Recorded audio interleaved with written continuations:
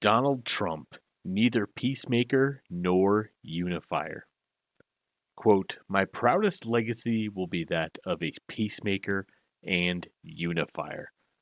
President Trump at his inaugural address, January 20th, 2025. Only days into his second term, rather than be a peacemaker, Trump has created new conflicts where previously none had existed. Trump declared that the United States would annex Canada, Greenland, and the Panama Canal.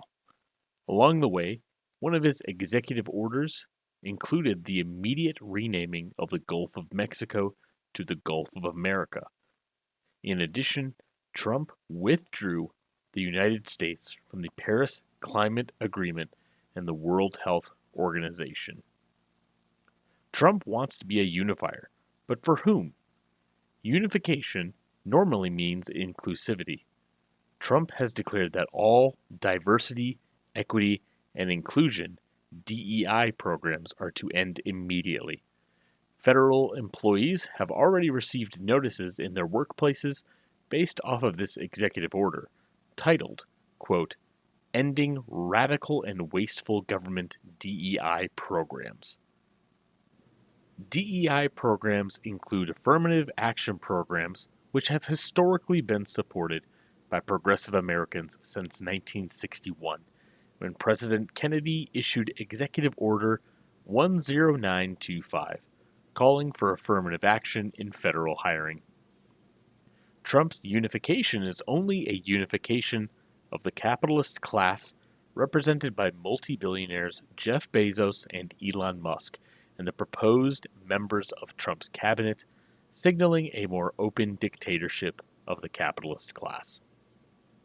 Many of Trump's executive actions amount to an attempt to reduce the role of the federal government and shift the responsibility to individual states and the question of states' rights. These actions include calling for the abolition of the Federal Emergency Management Agency, or FEMA, as well as supporting Linda McMahon for Secretary of Education, who has publicly stated her intent to abolish the Department of Education and defund public schools.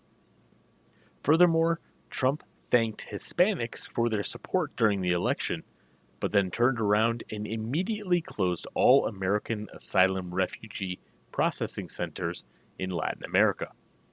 He has declared his goal to be the deportation of up to 11 million undocumented workers and the removal of birthright citizenship, which is protected by the 14th Amendment of the Constitution. Trump stated that he will remove the onerous censorship that he and others have experienced over the last 4 years.